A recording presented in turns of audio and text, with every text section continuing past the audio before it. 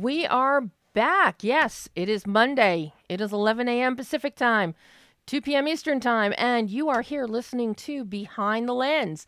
I'm Debbie Elias, film critic, creator, and host of this glorious show that I can't thank all of you enough for, all of my devoted listeners out there and all of the readers that read my columns and then tune in, or vice versa. We're here every single Monday on adrenalineradio.com and adviceradio.com. Plus, you can find my reviews and interviews in full in print and online around the globe, including moviesharkdeblore.com. And my trusty partner in crime is in the booth. Hello, Brian. Hello. Well, before we get to our all-important Star Wars update. Sure. Let me tell everybody who is joining us today. I'm just very, very sad that they are not here in person, because the guys definitely have it going on this week on Behind the Lens. First up today, in about 10 minutes, is going to be DYLAN Walsh.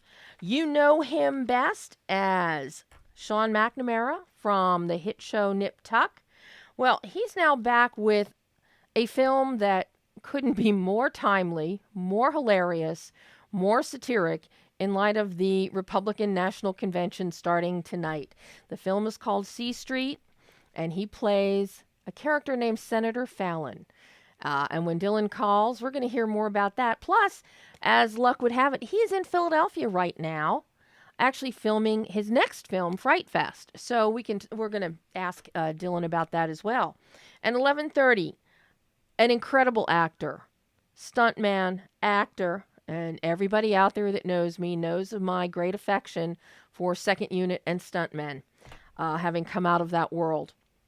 Mike Dopud will be joining us at 11:30, talking about his film, Virtual Revolution, which is coming out this fall. It's been on the festival circuit. If you were in L.A. in June, you got to see it at Dances with Films. Amazing. It's a beautiful film. Think Blade Runner in terms of the look and the feel and the vibe. And Mike's character is fabulous. Plus, he's got a few other things coming up, too. And for all of you romantics out there who love the Hallmark Channel, you may recognize him from Cedar Cove. So we will have them. We will also hear shortly, I got to cross one thing off my bucket list this past weekend. Thank you, Disney. Robert Redford talking about Pete's Dragon. So we're going to hear a little bit of what he had to say to some of the questions that I asked him about Pete's Dragon and about directing. But first, all right, did you pay attention to the Star Wars celebration this weekend, Brian? No, you're going to have to tell me about this. What happened? Well, it's in London. I didn't pay attention. I figured you would be paying attention. Is this the one where they released the toys? This is the big one in London where they had the panel where they debuted all the cast of Rogue One. Yes, I did see this, actually. I thought maybe you were talking about something else. No. So what did you think of it? What did you think? Brian is the resident Star Wars expert here. It gets me excited just to watch merchandise be rolled out the way that they were rolling out. They released the Felicity Jones doll, and there's a cool photo of her holding it. But it's just fun to watch. We're talking about Rogue One, right? Yes. Yeah, Rogue One. Because I remember there's also more news. They just finished production on Star Wars Episode 8 before I jump around. So I had my Star Wars things mixed up. But it's fun, to see the cast before I see them as the characters. Because like they did with Star Wars Episode 7, I didn't know really much who Finn character. What's the actor who plays Boyega? John Boyega? Yeah. I had no idea who he was until Star Wars. So it's fun to watch them interact as human beings, as the non-characters, and then watch them, totally convert into the Star Wars universe. But it just, anything Star Wars just excites me. But now, if you go onto that handy-dandy little site that I hooked you up with last week. Yeah. There's a ton of stuff out of London that's available on there. Oh, okay. All right. I'm going to look at that when I get a chance right now. Yes, after the show is done. After the show. Or during the show. It really doesn't matter. But so, our Star Wars countdown. And still, you were at Disneyland, but there was nothing new is breaking there yet. No, not even, since we're speaking Disneyland, they didn't even do anything for the 61st anniversary of its opening yesterday too much. Besides a little salute on Main Street, everything was a little quiet on the Disney front. Hopefully, this means something big for Rogue One at least. But even for May the 4th Be With You is a little lackluster. yeah, I don't want to say lackluster because they had a lot of things going on, but not what you would expect. But before I get into Star Wars, I have let's see if this.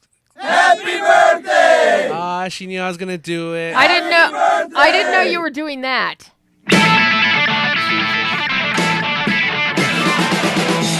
I thought this is happy birthday, so happy birthday, Debbie. Thank you so much for letting me be part of the program. Thank you, Brian. Now, see, if you really wanted to celebrate my birthday, you should have been playing the #1 song on this date in 1958, which was... let me look it up. What was it? Do you know? I know. What was it? Purple People Eater. That's royalty, though. We're going to get... I know, but that's... Do you know your movie? I do not know the movie, but I do know that the #1 song the day I was born in 1958 was Purple People Eater, and I have an original 45 from 1958 sitting in my house. That's awesome. I was going to get you a vinyl for your birthday, too, but I was like, she's not going to play this. There were so many things I was looking at while I was at Disneyland yesterday that I was going to buy. I am old school. I love vinyl, and I just got, and I don't know if you saw, I just got 2 huge shipments of 45s clearing out my dad's house. My brother sent them to me, and it is a collection of 45s that played on American Bandstand when it originated out of WFIL in Philadelphia. So I'm in the process of cataloging all of those now. Oh, bring them in, please. I just want to sniff them. I love the smell of vinyl. Well, some of them are so old they're acetate. I just bring them in. You know, it's. But I have to give a shout out to the people at FedEx in Plymouth Meeting, Pennsylvania, who bundled this stuff up and packed it so beautifully. Of course, when you look at all the packaging, as my brother and I both agreed, it looks like they were all packing things for Pablo Escobar. It came in with the tape all over it? It's just bubble wrap, and packed in these huge boxes. And because there's hundreds. I'm sure your cats are all loving the... No, they're avoiding it. I don't think they like the smell of ancient old stuff. All right, here we go. When you were born, yes, the #1 film in theaters was The Vikings. Kirk Douglas and Tony Curtis. And admission to the movie theater was 50 cents. Yes, well, which is why I only go to press screenings now where my admission is free. Yeah. All right, Star Wars. Happy birthday. Yes, thank you. No more. I will bother you with. Okay. Star Wars Episode 8, what I'm here for, and then I shimmy off behind the control room. Mm-hmm. Star Wars Episode 8 is 514 days, 12 hours, 51 minutes to go, and when I'm finished with the sentence, about 27 seconds. Ooh. So we are getting close to that. But as we were talking about Rogue One, that's 50 days, 12 hours, and 51 minutes to go. I got to answer the phone. Oh, and yes, Brian has to answer the phone because something tells me that is DYLAN Walsh calling us from Philadelphia. So, are we correct? Okay, I'm waiting to see. Brian's making funny faces. It is DYLAN. Well, we're going to jump right in with DYLAN then. Okay, so we'll get back to Rogue One and all of that later in the show, but right now, hello, DYLAN Walsh. Welcome to Behind the Lens. Thanks for having me. I am so thrilled to have you. So I have to ask you, how's Philadelphia doing today? Philadelphia's doing great. In all the years I lived on the East Coast, weirdly, I never spent much time in Philadelphia, so I've been soaking it up. Oh, yeah, and today it's like 100 degrees there, too. It's 93 degrees, and I was just at Valley Forge imagining the winter of 1777. It was tough. Oh, Valley Forge was one of my most favorite places growing up because I'm from Philly. You are? I am. Oh. The whole family's there. My dad worked at Channel 6 for 60 years. The ABC owned and operated. My brother works for Tribune at Channel 17. Oh, yeah. Wow. It's a great town. I really like the size of it. It reminds me a little bit of Dublin, just that you can walk the whole place in one day practically. Okay, now I'm jealous because you got to go to Dublin to compare. I've never gotten to go to Dublin. No, you should. But you're filming Fright Fest back there, aren't you? Yeah, I am. Oh. Is that going to be something we're all going to love? You know what I like about it? It's both simultaneously a horror film and a satire on horror films. So that's kind of, and I'm the one who kind of makes it a satire. I play a director of horror films, and it's a great character for me to play. He's an idiot, but it's fun to play. And, it's going to be a little horrifying, but it's also going to give you a chuckle or two. Oh, well, I can't wait for that, especially after just seeing you in C Street.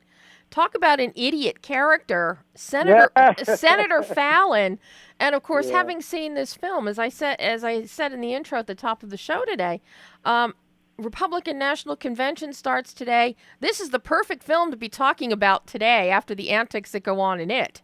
Yes, it's the perfect film because these hypocritical politicians, and we know that they're all up to the same stuff the rest of us are. And I just thought this was like this old-fashioned kind of farce, this movie, and I play the idiot at the center of it, this Senator Fallon, who is not above reproach, let's say. And it's kind of this sex farce with doors slamming and silly kind of entrances and exits, and it was a blast to play this guy. And I have to say, this political orgy that goes on in an apartment is just. It's just through the roof. You throw Michael Gross in there. You've got Bruce Altman in there. Yep. The three of you veterans alone, you guys just go through the roof. Well, thank you. It's funny. These little movies kind of provide the fun roles. They're not about money. They're not about money when they make them, and the actors certainly don't get any money. It's about just doing something that nobody else will let you do. Well, yeah, because we're so used to seeing you. Most people, they know you as Sean McNamara from Nip Tuck. But, I love some of your smaller roles, like on Castle, when you played Agent Harris in the multi-episode Castle. Phenomenal. Lake House. Yeah, that was fun. And even Stepfather. But going back to your small stuff, when you were early in your career, Betsy's Wedding, you had a recurring on Kate and Allie, which a lot of people may not even remember, but it was a huge show. Yeah, that's where I kind of started, and that's when I was waiting tables in New York City, and I was working at the Ed Sullivan Theater on Broadway, which now Stephen Colbert has taken over, but. At the time, I felt like I was on Broadway. It was just a Kate and Allie show, but I felt like I was finally kind of finding my way. Yeah, and you were one of those actors that you have managed to build a career. You haven't had to keep waiting tables all these decades. Oh, I'm lucky. I really am lucky. And, there's no one role I point to and say, wow, that's amazing. But I do point to the whole thing and say, as a career and surviving and staying in it. And there's quite a range in there. It's not all great stuff, but I'm proud that it links together and that I'm still doing it. And you've vacillated back and forth between film and TV seamlessly. Yeah, kind of, and then it's kept it interesting. This is going back, 20 years when TV wasn't what it is now. And now it's where every actor wants to work, It's kind of amazing. I've been here during this amazing rise of TV drama and comedy, and I've been lucky to be a part of it. Do you think that now we're really in a renaissance with television? Because Absolutely. You think back, going back to the golden age of television, and it was at the top of its game, introducing new formats, new premises. And then we kind of lost all of that. And now it's the dramas. Brian and I were talking about it earlier. Shows like The Last Ship. It's exploding. Yeah, it's amazing. And I have to tell you that it's lured all the good writers. You think about each new crop of writers each year coming out of film school or wherever they come from. They're not sitting down to write a screenplay because if they have these amazing stories, they want to flesh them out over 13 episodes or 22. And so you look at Game of Thrones, and it's just astounding what they're doing, the kind of boundaries that they're crossing, but they also are grateful for what has gone on in the last 10, 15 years building up to that. I mean, shows like Sopranos and 6 Feet Under, and I'd like to say Nip Tuck, kind of pushing the boundaries and setting the way for these guys. Nip Tuck pushed so many boundaries. You guys really set a bar that other shows, you were one of those Hallmark shows that, other shows then tried to to reach.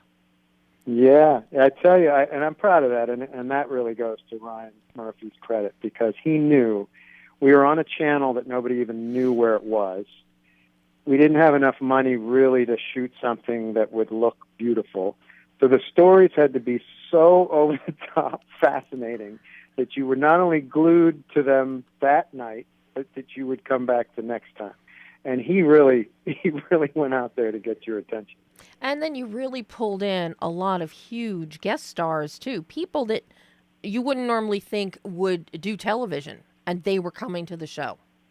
That's right. I mean, I think back early on when it was Jill Clayburgh, it was such a joy to work with her, Vanessa Redgrave, Catherine Deneuve, all these people through the years. Bradley Cooper, who's from Philadelphia. Yep. He came on and did a great stint on our show, and we all knew he was going to go on and be a big movie star. And we were happy to have him for a little while. But you're right. That was one of the kind of trademarks of the show by the end, is that it had been able to attract all this amazing talent. Well, over the years, because when you started out doing shows like Kate and Allie, it wasn't 13 weeks of a show. Seasons were much longer. Yes. Do you find it an improvement, beneficial, or more detrimental that we're now compressed into these mini seasons or these 13 episode maximum seasons? I think it helps, and I'll tell you why. Because when it was 22 episodes, the writers will tell you they would sit in the writers' room, and they would always have a good little chunk in the middle that was kind of just biding time, because you want to increase the tension, and then where you're going to end, but somewhere in the middle there's going to be a lag. It's too much. It's too many, and anybody who's followed shows, even their favorite really good shows, tend to sag a little in the middle. 13 is the right amount. You can crank it up, and you can almost sort of do one season finale after another for 13 weeks, and then you're done. So now, what do you look for when, to keep working and to keep working with such a strong body of work? Is it the script? Is it the directors? Here you've got Brett Lewis with C Street. This is his first feature script.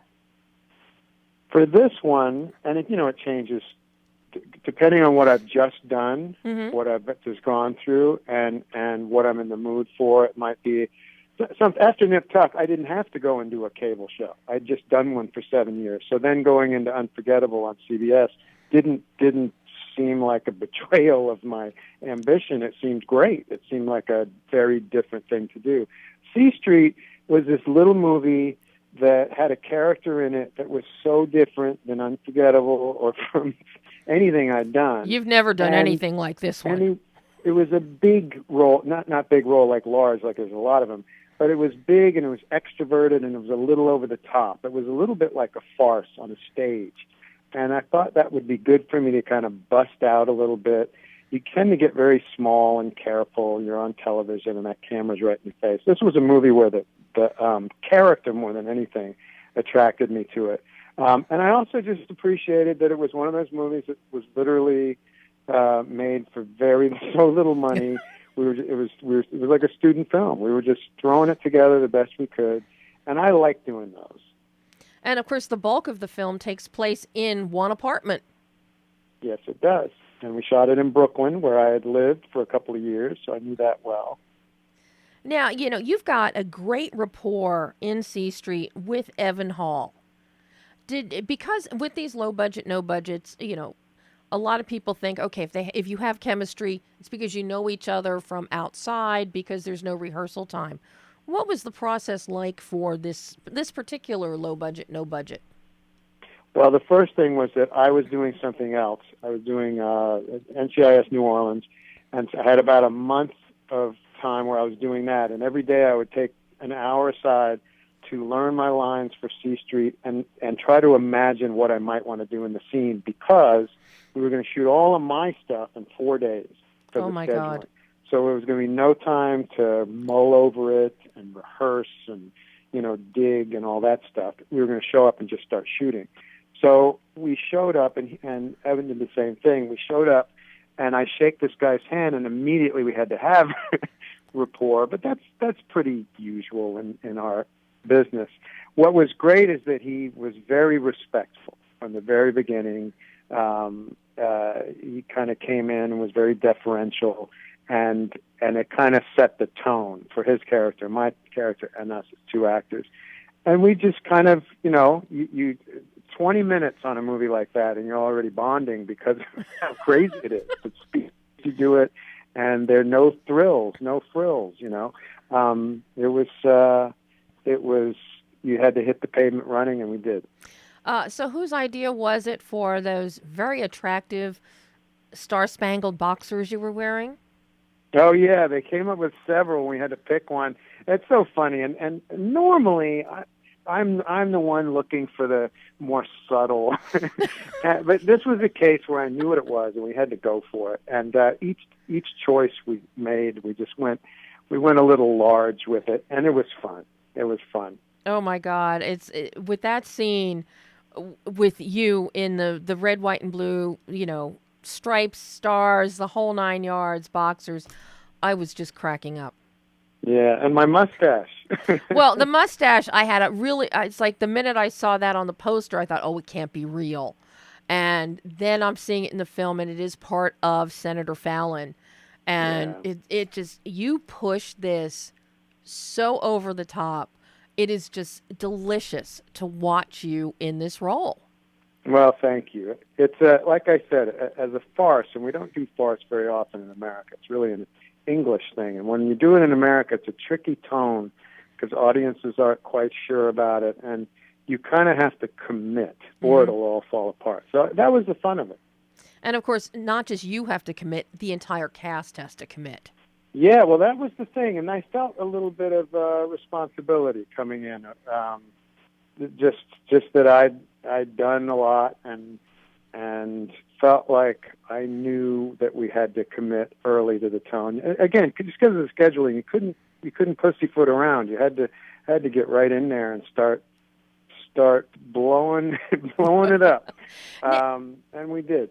Now, when did you guys film this one, or when did Brett get the script done and to you? Was it before the whole 2016 election explosion, or yeah? So it was before. So you guys were a little prescient. You saw the handwriting on the wall. Saw the handwriting on the wall because it's always there. It's always there. There are periods in history when we don't pay attention to it or we don't know enough about it. But in this day and age, with all of the different outlets we have,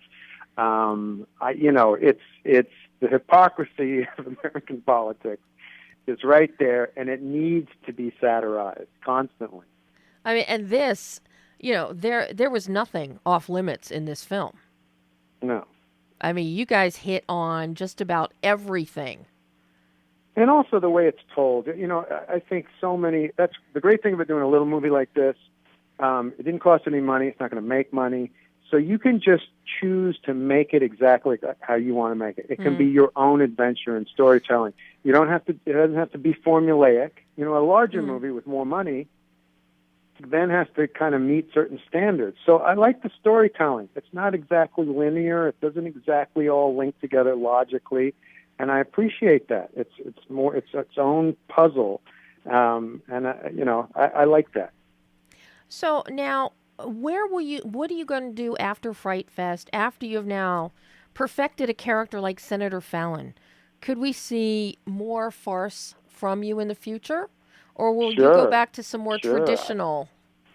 Well, it's funny because I'm getting older. I think that now the kinds of roles I can play actually get even more diverse because, I don't think many guys get to play characters like that when they're younger. So, the greatest thing is I don't know. I don't know what's ahead. But, I'm not tied to a series right now. I'm kind of just having fun doing different projects. And something like Fright Fest is like a little CrossFit camp for acting because it's just, again, it's not a farce, but it's sort of a very over-the-top character. But, I'm always looking for that next great TV show, a follow-up to Nip Tuck, something that I would be proud of. And I'm just not in a hurry to get to it, but I'm looking for it. Will we see you go behind the camera, Dylan? You know, I've been writing some things on the side. One of these days, I think you will. I just think with all of your experience and your eye for storytelling, I think you would make a wonderful director. Well, thank you. I don't know how good I'd be, but I think that might be a natural next step. So now, after all these years, as you sit back and you reflect, and before you go back out on set in 93-degree heat in Philly, what is the greatest gift that acting has given you over these years? What is it about it that drives you? You know, it's human behavior. You can watch the TV and get angry, whatever your politics are, because there's so much to be angry about. We're so divided, and we're always, in some ways, going to be. Something about acting for me has been like psychology live or literature live. You know, it's physically getting in there and stepping into somebody else's shoes for a little bit. And I hate to get too grandiose, but it's humanity. It's a way of kind of traveling through different parts of humanity. And at the end of the day, I'm one of the people. Well, I'm so glad that you are. I have enjoyed you over the years, Dylan, in everything that you've done that I've seen, which is, thank you. I'd say probably about 80% of your resume. Well, thank you. I really appreciate that. And I can't wait to see, after seeing you in C Street, I can't wait to see you now in Fright Fest. Good. Do you know when Fright Fest will be coming out? I have no idea. I'm sure they'll put it together and kind of. I don't even know the avenues that those kinds of movies take to get to a premiere, but you'll hear about it. Well, and I know right now everybody can see you in C Street, so when they get tired of watching Donald Trump tonight, they can, go to pay-per-view and watch C Street. Yes, exactly. Dylan, exactly. Thank you so much. This has been a real treat today. Thank you. It was a great interview. It was really nice to talk to you. And make sure you get some soft pretzels, get some really good cheesesteaks, and some really good hoagies. And fresh. I will. And I like the cheesesteaks. I got to tell you, I'm getting kind of hooked on them. Yeah. Now, do you like them with the cheese whiz or with the provolone? Well, I got to be honest, and I feel guilty, but the provolone. No, don't feel guilty, because that's my favorite. Yeah, the cheese whiz, I couldn't go cheese whiz. No, I have never in my entire life been able to do cheese whiz. I have to go with the provolone. Well, good. Have fun. And I hope to talk to you again in the future, Dylan. I'd love to. Thank you so much. Thank you. Bye-bye. Bye-bye. And that was the fabulous Dylan Walsh. His movie C Street, you can find it now on all the pay-per-view platforms. And we're going to take a short break, and we'll be right back.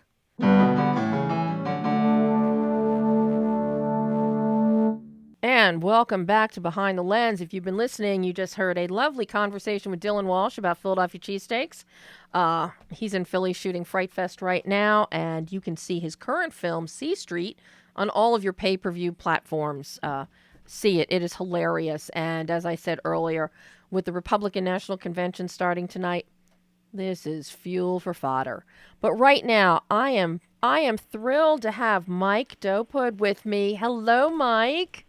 Hi, how are you doing, Debbie? I am fine. I've been so looking forward to having you on the show for weeks now, ever since Michelle and I set it up. Oh, that's great to hear. Thank you. I'm excited, too. I am such a huge fan of your work, going back to your stunt work. Oh, great. That's awesome. Because, 35 years ago, when I was doing production, I was working second unit with all the old-time stunt guys. Oh, okay. Yeah, they're good guys. A lot of funny guys out there. So I always gravitate towards the actors that come out of, or the stunt coordinators that come out of that stunt background. And, I see that at play in a lot of the roles that you do. Skin Trade that you did with Dolph Lundgren. Yes. That really gave you a chance to expand. But now with Virtual Revolution, I am in love with the character of Nash. Oh, I'm glad to hear that. Yeah, he was really fun to play. I was really lucky, I guess, at that point. When Guy Roger called me to see if I wanted to play him, as soon as I read the script, I was like, okay, I'm in. I mean, this is something, this is different than anything that you've really done. This, number one, it throws you. You are the leading man. This is your film to carry or to drop the ball. Yes, that's true. Did you have to say drop the ball? No, just well, kidding. You did play football. Yes. I couldn't help myself. It's perfect. It's a great analogy. It's perfect. Couldn't help myself. Yeah, no kidding. No, look, it was. I was really lucky, and again, it was the leading role, and you don't get many opportunities in this day and age to get a leading role unless you're a major A-list name. So I was really fortunate to get that opportunity. Yeah. Now, how do you juggle the different types of roles that you do? I mean, a lot of people, fans of Hallmark Channel, they know you from Cedar Cove. You've done Mistresses. You have been consistent, back and forth, jockeying all these different types of characters. But now as Nash, you really stretch yourself and you jump into an almost Harrison Ford-esque Blade Runner type performance. Yeah, it's just, those have been the movies that I've always been drawn to, those types of movies, post-apocalyptic types of shows. Because, when I saw Mad Max as a kid, that was the movie that said to me, okay, I want to become an actor. Not a lot of people know that, but that was the movie for me that did it. And so to be able to play a role like that, and then Blade Runner, of course, one of my favorite films, Harrison Ford, one of my favorite actors, it was just one of those parts that you read about and you're like, oh my God, I'd give anything to play this. And again, I was lucky I got to play him. Now, Virtual Revolution, he really tackles a lot of very timely issues in the film, dealing with virtual reality. Is that something, in addition to the character itself, the thematics of this film, is that something that you look for when you're reading a script? I wish I could say yes, but not really. It depends, right? I look for a good script. That's the first thing, first and foremost. Whatever the topic may be about, because as you said, and as you can tell throughout my career, I play various different types of roles. So I'm not sold on just one type or one genre. However, having said that, I love working on shows that have great writing, great scripts. And when I read Virtual Revolution, I just thought it was a story that needed to be told. And I believed in Guy Roger's vision. And I thought, I think the two of us could put something together. I thought, it was really important. It was an important, timely thing to put across. So. Yeah, and this one is also, I think this is probably the heaviest CGI VFX film that you've done. Yes. Yeah, I would say. I think that's safe to say. I was on Stargate Universe. Obviously, they used a lot of effects on that show, and Battlestar Galactica, and then 300 was I was one of the fight guys, one of the Spartans on that show. So at the end of the day, we did use a lot of Viz effects. But this one is I would have to say this is probably the biggest movie that I've done as far as Viz effects are concerned. Now, does this impact how you approach your performance and preparing for the performance when you know it is this CGI VFX heavy? Of course it does. I'm always concerned that it will look good. Does that make sense? Because a lot of times you'll do these shows and you'll end up talking to an ex, or you'll have to be imagining. And so real acting, I guess, comes in is you have to imagine all these scenarios or these buildings or all these different things. And I think the only thing that scares me is I'm always worried that it's going to look good if it looks good. And if it looks good, then fine. I know as far as an actor, I'll do my work and I'll do my research and I'll try to do the best job I can. But it's always a little daunting when you're not sure what it's going to look like. Well, this one looks fabulous. Oh, thank you. I agree. I think the Viz effects team did a fantastic job. It really looks good. And you shot this on location in Paris, did you not? Yeah, of course. It was awesome. That was the other thing, especially when Guillaume just said to me, and by the way, you'll be shooting in Paris. Are you okay with that? And he was concerned about that, and I'm like, are you kidding me? I'd love to shoot in Paris. And It was and didn't you get to shoot near or next to King Louis's tomb? Yes. I was standing right beside it. Oh my God.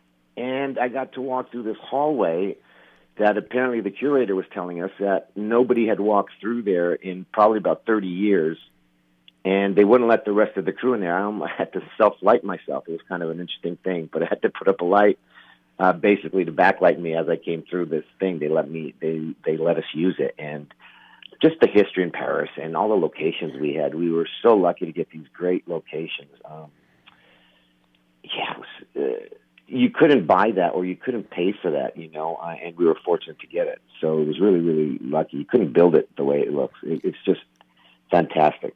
So now when you're on location in a place like Paris with all of the history, do you try and, extend the stay a little bit, drag the shoot out a little bit more, beg people to come up with more money so that you can stay longer?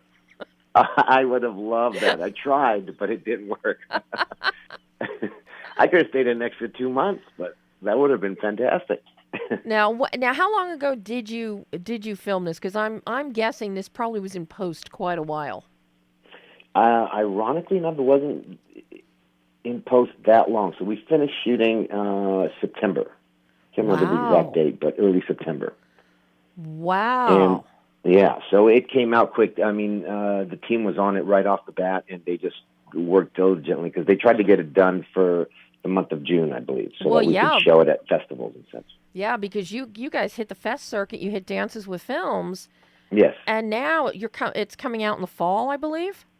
Yes, that's the game plan. We're still working through all the details of that, but it looks like it'll be out in the fall. So. Wow. No, we are excited. I am. Oh, well, you should be. Now, you've got some really interesting, a lot of the film, you spend a lot of alone time in Virtual Revolution. Yes. A lot of pensive, reflective time and a lot of time being connected through virtual reality. But you also have this great dynamic with, and I don't know if I'm saying his last name right, Maximilian Puyen? Yes. Yeah. How, did you guys have any rehearsal time together? I love the dynamic between the two of you is so engaging.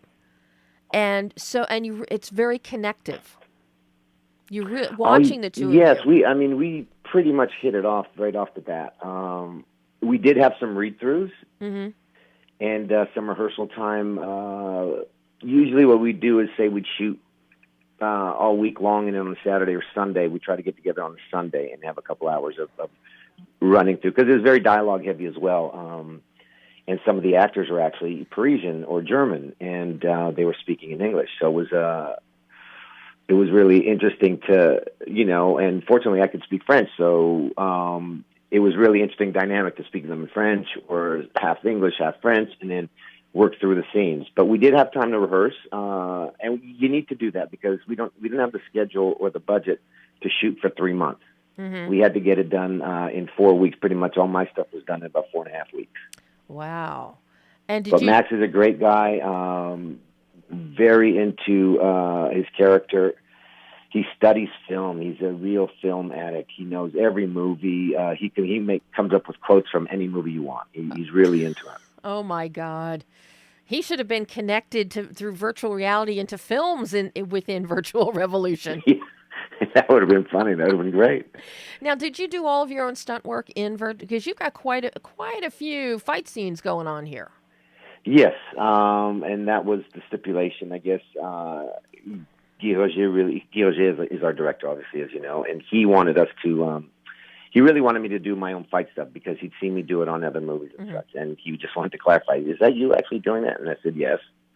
And for him, it just felt like it would look so much better if the actual actor did it. So I can honestly say, yes, I did my own stunts on Virtual Revolution. And that is so often the case. I know for years, it's only been the past couple films. I think Jason Statham has even had somebody else doing his stunts, some of his more dangerous stunts. I asked him once about when would you stop doing it. He goes, when I don't think it's safe for the body to do it anymore. Well, yeah, I mean, that time, I may have to go along with that too, because I made that transition from stunt work to acting. I've always been doing both, but I really tried to focus on the acting because I realized, after my career in sports and my body was already banged up, that I didn't know what my shelf life would be. Mm-hmm. I mean, I love stunt work and I really love acting. I'm passionate about acting, and I just thought it was a great transition. And I'm able to still do a lot of the stunt work. A lot of times, producers won't want me to. I won't do high falls and that kind of thing anymore. I guess at the end of the day, they can't risk hurting me. And a lot of the big stars have their stunt doubles work out everything, Mm-hmm. and then they end up doing the stunts. So and that's sort of what I do on shows now. I'll always do my own stuff, but every once in a while I'll have a double that will help me through rehearsals. Mm-hmm. Which makes perfect sense. Yeah, because you get tired, right? Especially as a lead actor, you're in every scene, so it pays to have someone there. Although on Virtual Revolution, we didn't have that. I did the whole thing. Wow. So Anybody else? So I'd have rehearsals with the coordinators, and that was it. are you liking this transition into lead actor carrying a film? Absolutely, yes. I think that's the goal at the end of the day. I just love to work, to be quite honest with you, and I'm very lucky that I do get to work. But I've always wanted to push the envelope and see if I can become a lead actor, and that's the goal, and that's what I'm working towards. And hopefully people can see that in this movie, and hopefully they like it and appreciate it. Now I find your whole background quite interesting because you've done voicing, Yes, but you come out of sports, you played football, hockey. yes. How do you transition from, because there are many athletes that have made the transition from sports to television and film, not as successfully, and they get pigeonholed into burly walk-on person. You have not Right. you have not done that. You have progressed in, with leading man action, romantic interest with Mistresses, Cedar Cove. How have you plotted this out, or has this been a natural, things have just fallen into place for you? No, I couldn't have planned it out. It seems like every time I try to plan things out, it just totally goes off on another tangent. So I'm just riding the wave, so to speak. You sometimes talk to your management team and your agents and such, and you try to get them to, let's try for these parts. And that is something I do every once in a while. I'd love to try this role. I'd love to try to do this, and they'll try to get me in. And that's basically how I went about it. Being a leading man was something I always wanted to do, and then sometimes it takes time. I have a different journey than some other people, so for me it's taken some time, but I think it's helped me in the end because I've been able to work and do all these other different characters, and I understand what it takes to become a leading man. So it's a lot of hard work. I have a lot more respect for all these stars that do it. Are you finding you're gravitating more towards film or television because you've got a great mix of both? Yes, I think at the end of the day, film is where I want to be, but television is so good right now that it's a 1A and a 1B scenario, if that makes sense. Mm-hmm. Television is so good right now that you're very lucky to get on a good show and stay on it. And there's so many good programs that are out there. So yes, I think film is where I want to be essentially. But I love working on TV as well. Yeah, and it's funny because DYLAN Walsh was just on, and DYLAN was saying the same thing about television, that it is so good right now. Mm-hmm. That's where the great writers are going. Yeah, and the thing with television that's great is that you can really expand a character. You can really develop a character throughout, a course of a season or 2-3 years. In a movie, what makes it much harder and gives me a lot more respect for all the leading men out there is that you have to come up with this character in the span of 90 minutes, essentially. Mm-hmm. And makes it a little tougher, but I just love the pace of movies. I'm still a film buff, so I love movies. So besides Mad Max, what are some of the films that have influenced you and your trajectory as an actor? Wow, that's a great question. I'm a fan of all types of movies. I remember watching a French movie called Nikita when I was growing up. There's another one that I really enjoyed. I used to love a lot of the action movies. I think that influenced me, honestly, which is why I tend to do a lot of action films now. Mm-hmm. And I think that really influenced me as far as like the Jean-Claude Van Damme movies, Steven Seagal movies and such.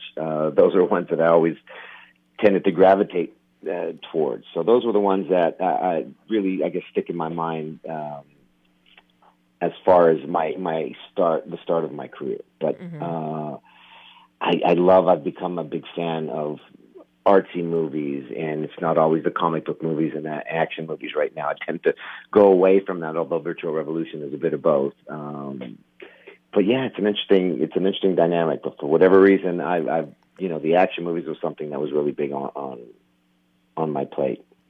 Now something I find interesting is, you did the sci-fi series Dark Matter. Yes. And you go into Virtual Revolution. How does production on something like the two of those, how would you compare the process from an acting standpoint? Well, the process, as far as my characters, I always look at my characters. I do whatever research I can, and then after that, it's about relationships. It's about being real. That's the way I look at it. So it's essentially the same way for me, just that depending on the roles, I try to whatever research or whatever things I don't know about. Now, as far as Dark Matter goes, I've worked with the producers before on Stargate Universe and such, so I've known them for years. And I know how they work, so it's a really easy transition for me to get on a show like that. The cast was great, and working on a show like that, it's a well-oiled machine. They know what they're doing. It's in there. And as far as Virtual Revolution, it's an indie film. Let's not forget that. It's an indie film, right. And we had a lot of situations that we're trying to deal with as far as location. We're trying to make sure we secure locations. Sometimes we'd lose locations at the last second, and then we'd come up with other ones. But the team in Paris, they were so passionate about the film. It was a really great experience. They were so excited to do this type of movie because they're not used to doing sci-fi films. So they were really on board. Everybody was on board, which was a great feeling. So now, what do you have coming up next after everybody gets to see Virtual Revolution this fall? And trust me, everybody needs to see Virtual Revolution this fall. No, thanks. Yeah, I think it's a great movie. I'm really proud of it.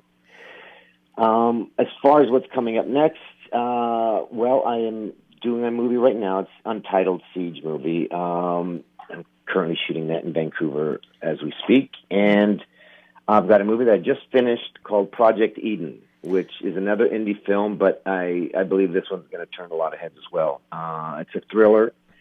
It's a great movie. We have really great global cast in it as well. And, so Project Eden will be the one that will be coming out, I believe, next May is what we're hoping for. So what's the premise of Project Eden, since you just finished that? It's a thriller, sci-fi thriller. It's about a woman who is dealing with her son who is in a catatonic state. And then she ends up becoming a fugitive unwillingly, and then she ends up going on this journey to try and figure out why is her son's catatonic state so important to these people. And I play a character named Special Agent David Roth of the FBI that is basically on the hunt after her.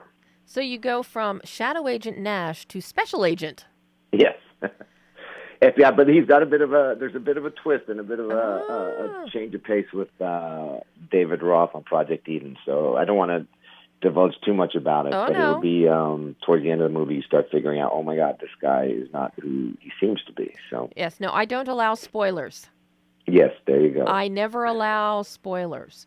So now, as you sit back and you look at where your career is now and, the progression of it, what is the greatest gift that acting has given you and gives you?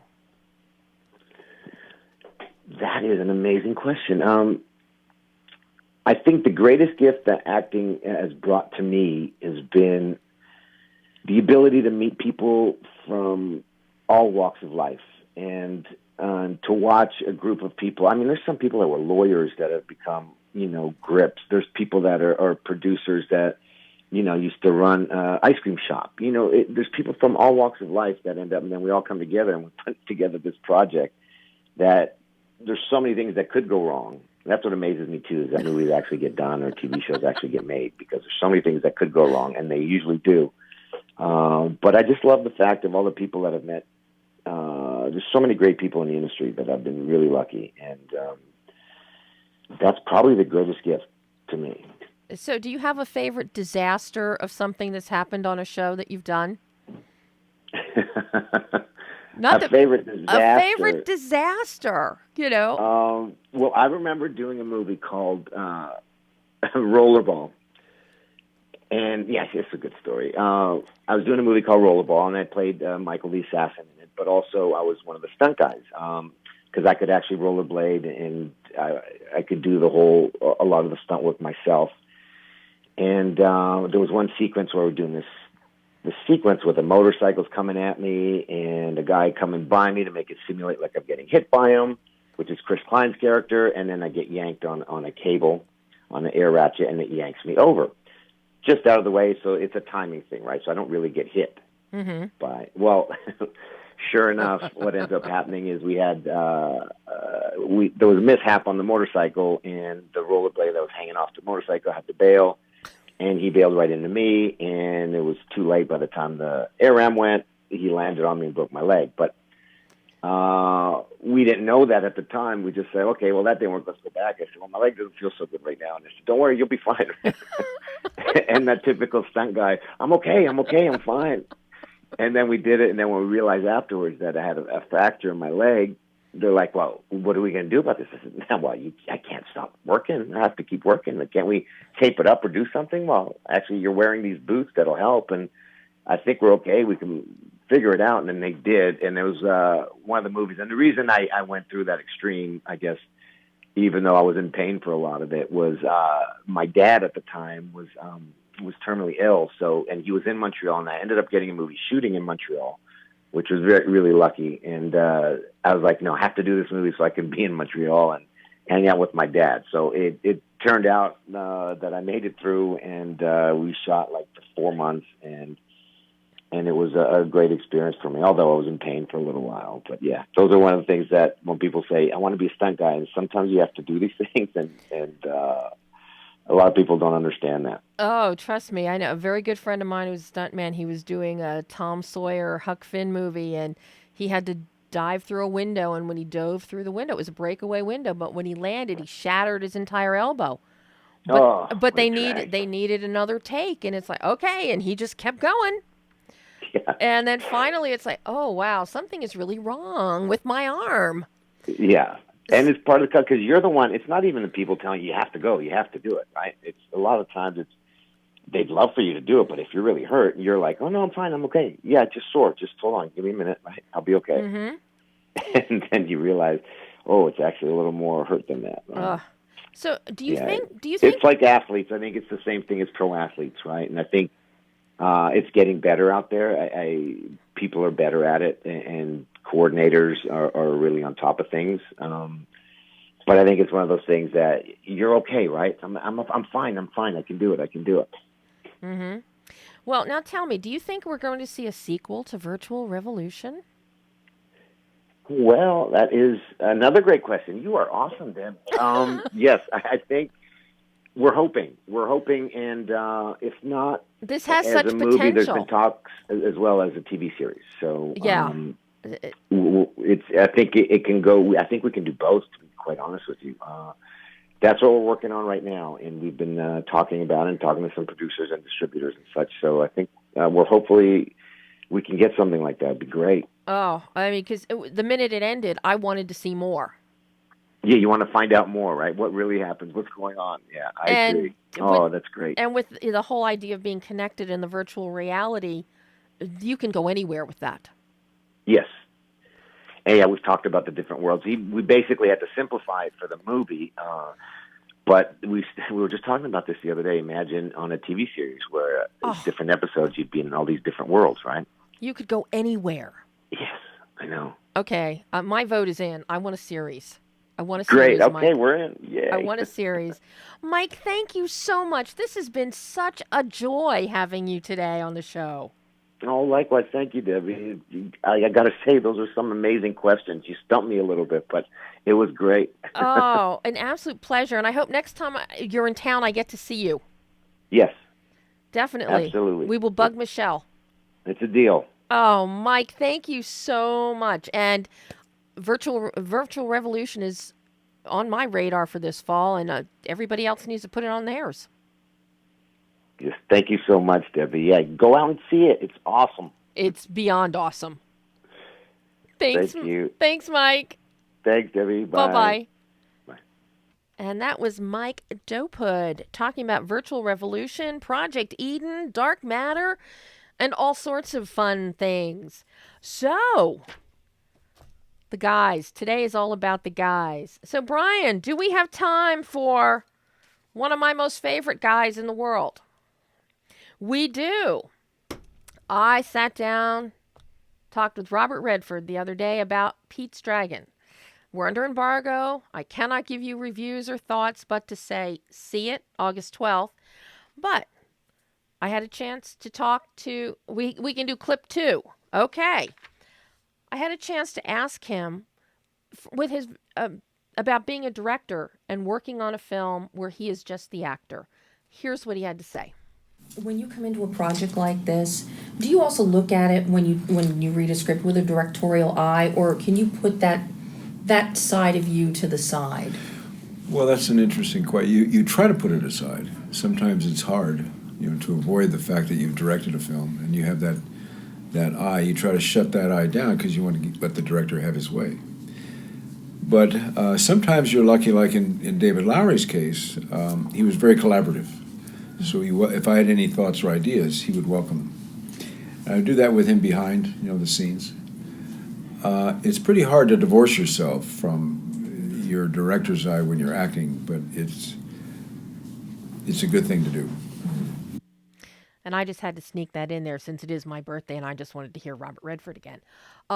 You'll hear more Robert Redford in the coming weeks as we lead up to the release of Pete's Dragon. But in the meantime, we're out of time.